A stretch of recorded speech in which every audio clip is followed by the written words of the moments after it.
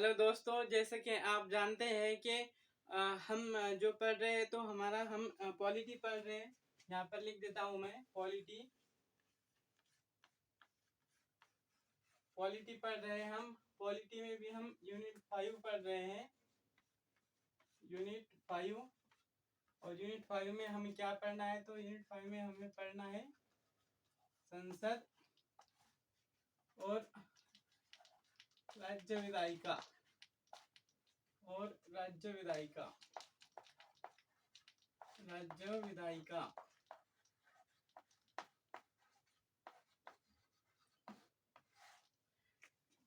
संसद और राज्य विधायिका तो हम कल से पढ़ रहे हैं इस टॉपिक को। तो कल हमने इसमें देखा था कि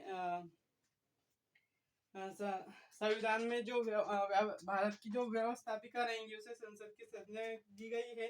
संविधान का अनुच्छेद 79 प्रावधान करता है कि एक भारत के संघ के लिए एक संसद होगी जो राष्ट्रपति और दो सदनों से मिलकर बनेगी, जिसका नाम लोकसभा और दूसरा राज्यसभा होगा। तो हम यहाँ स्ट्रक्चर के माध्यम से देखते हैं कि एक तरीके से कैसा रहेगा। तो ये रहेगा भारत का संघ रहेगा, भारत का ये संघ रहेगा। ओके, भारत का संघ रहेगा। तो कहाँ पर लिखा हुआ है? तो ये लिखा हुआ है अनुच्छेद 79। अनुच्छेद 79 में ये लिखा हुआ है कि भारत के कि ये जो भारत का जो संघ है तो संघ के लिए एक तरीके से क्या रहेंगी? तो संसद रहेंगी। ओके, और फिर इसमें नहीं ऊपर का तो मैंने बता ही दिया, लेकिन नीचे भी मैं लिख देता हूँ फिर से डबल से, मतलब कि फिर आसानी से रहेंगी। तो इसमें क्या कहा गया कि संसद रहेंगी, व्यवस्थापिका संसद रहेंगी। का उल्लेख है संविधान के अनुच्छेद में, संविधान के अनुच्छेद 79 में संसद रहेंगी। और संसद किन किन से मिलकर बनेगी? तो संसद मिलकर बनेगी एक राष्ट्रपति, दूसरा रहेंगे इसमें लोकसभा,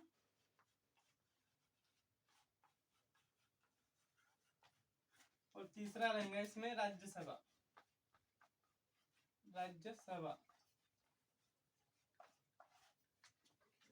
ओके, तीसरा रहेगा राज्यसभा। राज्यसभा संघीय होंगी, अनिवार्य लोकतांत्रिक तरीके से। और ये जो लोकसभा के जो चुनाव होता है एक तरीके से लोकतांत्रिक तरीके से चुने जाते हैं, लोकतांत्रिक। और ये जो रहता है तो ये संघीय रहता है, राज्यसभा का संघीय। ओके, तो इसमें इतनी बातें हमें, तो इतनी बातों को हमें देखना है, पढ़ना है, समझना है। तो इसमें क्या क्या बात है? तो इसमें सबसे पहली बात है कि यूनिट 5 है हमारा। तो इसमें क्या पढ़ना है? संसद और राज्य विधायिका। फिर संसद और राज्य विधायिका का क्या पढ़ना है? इसमें उनकी संरचना कैसी है पढ़ना है, फिर उनके कार्य क्या क्या पढ़ना है, फिर उनके जो कार्य है उनका कार्यों का संचालन किस तरीके से होता है, और उनको संसद और राज्य विधानमंडल को एक तरीके से उनको संविधान में संविधान में जो मतलब उनको जो संविधान में एक तरीके से क्या दिया गया है उनको के संविधान में इनको शक्तियां दी गई है और कुछ विशेषाधिकार दिए गए हैं। और अगर उनको मतलब कुछ शक्तियां दी गई है, कुछ विशेषाधिकार दिए गए हैं, तो उन शक्तियों और विशेषाधिकारों की वजह से कुछ विषयों की मतलब कुछ विषय बन जाते हैं, तो उनको भी पढ़ना है। ठीक है, तो वही हम ये देख रहे हैं मतलब शॉर्ट में कि भारत एक संघ होगा, भारत का एक मतलब राज्यों का मिलकर एक संघ बनेगा। और ये कहाँ पर लिखा गया? तो संविधान के अनुच्छेद 79 में लिखा गया है कि भारत की जो व्यवस्थापिका रहेंगी, भारत की जो संघ की जो व्यवस्थापिका रहेंगी, तो उसे संसद की संज्ञा दी गई, मतलब एक तरीके से उसे संसद कहा गया है। और फिर उसके बाद में संसद में कौन कौन सी चीजें शामिल रहेंगी? तो संसद में राष्ट्रपति रहेगा। ओके, फिर राष्ट्रपति के बाद में लोकसभा रहेंगी। ये एक तरीके से लोकतांत्रिक मतलब इनके चुनाव होते चुनी जाती है। और फिर एक तरीके से राज्यसभा, तो ये भी एक तरीके से संघीय रहेंगी। इतनी बातें इसमें हो गई। फिर उसके बाद में हम आगे देखते हैं कि राष्ट्रपति जो है, तो राष्ट्रपति वैसे संसद की किसी भी सदन का सदस्य नहीं है, किंतु उसे संसद का अभिन्न अंग बनाया गया है। मतलब कि राष्ट्रपति जो होता है तो ना वो राज्यसभा से होता है ना लोकसभा से होता है। ये जो राष्ट्रपति है ना वो इनके सदस्य होते ना इनके सदस्य होते। फिर वो एक तरीके से संसद के मतलब एक संसद का उन्हें इनको मतलब एक तरीके से संसद का अभिन्न अंग उन्हें बताया गया है, कहा गया है। ओके। फिर राष्ट्रपति को संसद का अंग बनाया जाना संसदीय शासन प्रणाली के सिद्धांत का अनुरूप कार्यपालिका और विधायिका की पारस्परिकता को व्यक्त करता है। मतलब राष्ट्रपति को जो संसद का अंग बनाया गया है, तो वो क्यों अंग बनाया गया है, तो मतलब कि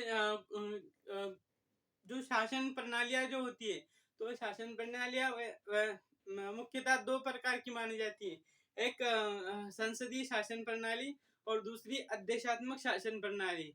तो जो अध्यक्षात्मक शासन प्रणाली होती है, तो वहां पर का जो मुख्य होता है, जो जिसके हाथ में सत्ता होती है, तो एक तरीके से उसके तानाशाह बनने के ज्यादा चांसेस हो जाते हैं, राइट। और संसदीय शासन प्रणाली ऐसी होती है मतलब कि उसमें राष्ट्रपति भी होता है और प्रधानमंत्री भी होता है। तो इसमें कार्यपालिका और जो विधायिका की मतलब कि कार्यपालिका और विधायिका मतलब कि विधायिका अगर कुछ विधान बनाती है और कार्यपालिका एक तरीके से उसको लागू करवाना चाहती है, तो जो भी बातचीत हो, जो भी मतलब कुछ भी एक तरीके से कानून पारित किया जाए, तो इनका दोनों को कोऑर्डिनेशन होना बहुत जरूरी है। अगर इनका दोनों को कोऑर्डिनेशन अगर नहीं बनता है, तो एक तरीके से वो संसद में जो भी मतलब मामला होता है, तो वो लंबित ही रह जाता है। मतलब उसमें दोनों की सहमति ना बनने की वजह से कभी उस चीज को मतलब उसकी मुकाम पे पहुंचना उसका थोड़ा मुश्किल हो जाता है। संसदीय शासन प्रणाली के बारे में विस्तार से हम अगली यूनिट में चर्चा करेंगे। कार्यपालिका का जो भी प्रमुख होता है, तो वो संसदीय शासन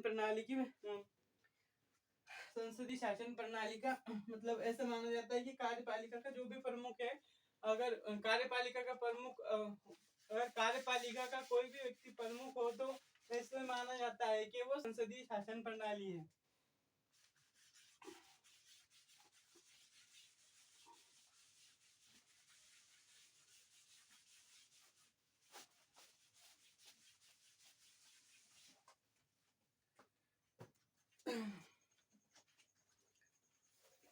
अब आगे की बात है हमारी संसद की संरचना। मतलब कि संसद की संरचना किस तरीके की है। संसद की संरचना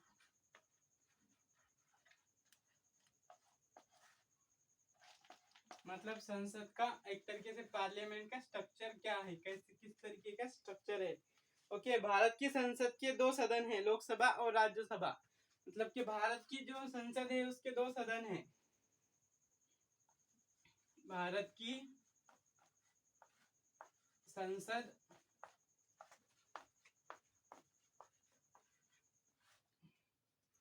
के दो सदन हैं।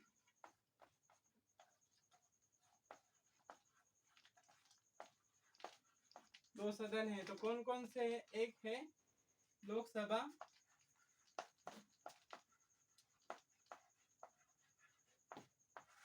और दूसरा है राज्यसभा।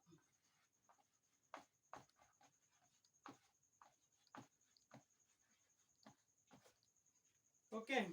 लोकसभा भारत की जनता का प्रतिनिधित्व करती है। लोकसभा जो होती है, लोकसभा भारत की जनता का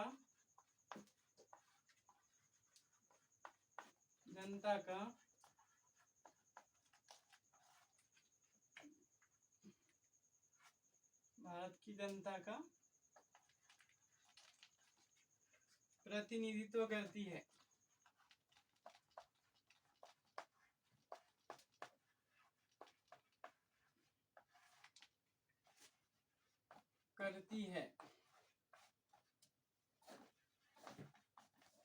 ओके। और अर्थात इसके सदस्य जनता द्वारा प्रत्यक्ष रूप से चुने जाते हैं। अर्थात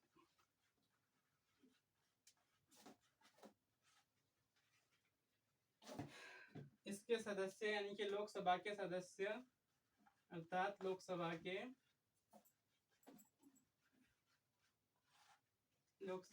सदस्य,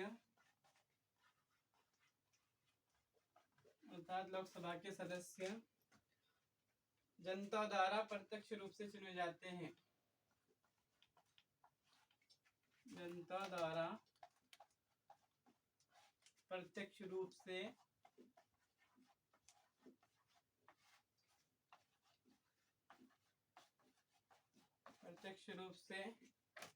चुने जाते हैं।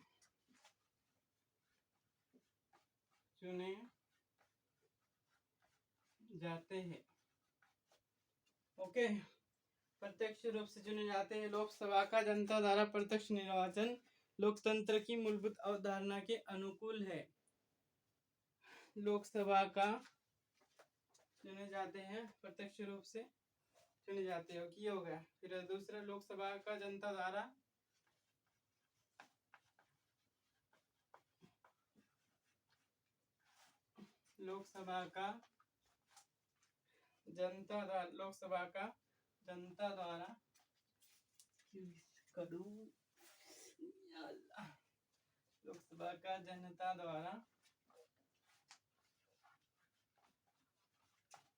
प्रत्यक्ष रूप से चुना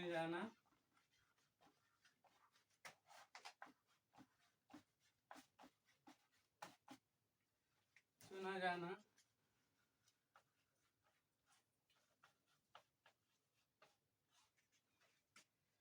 लोकतंत्र की मूलभूत अवधारणा के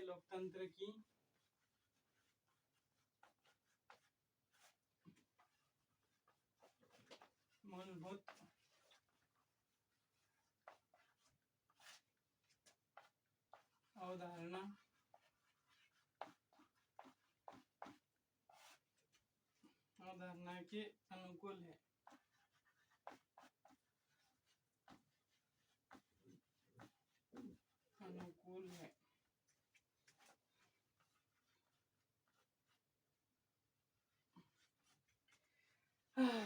तो यहाँ पर क्या बताया जा रहा है कि संसद की जो संरचना है, तो संसद की संरचना किस तरीके की है।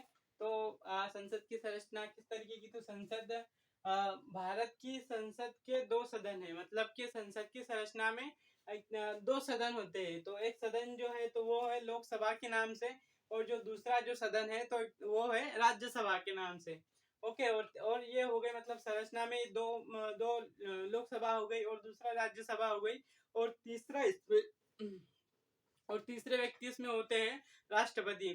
मतलब कोई भी बिल अगर लोकसभा से पारित होता है, फिर लोकसभा से पारित होने के बाद में वो राज्यसभा से पारित होता है, और फिर राज्यसभा से भी अगर वो बिल पारित हो जाता है, मतलब पास हो जाता है, तो फिर उस मतलब राष्ट्रपति के पास उसे भेजा जाता है सिग्नेचर करने के लिए, हस्ताक्षर करने के लिए भेजा जाता है।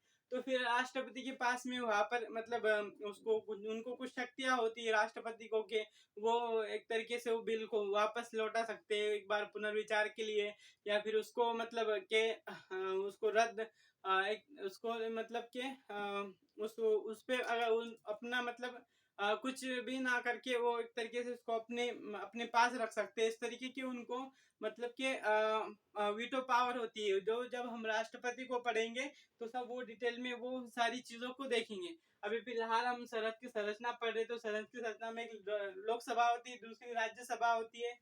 ओके। फिर लोकसभा भारत की जनता का प्रतिनिधित्व करती है, यानी कि लोकसभा भारत की जनता का प्रतिनिधित्व किस तरीके से करती है, तो ये जो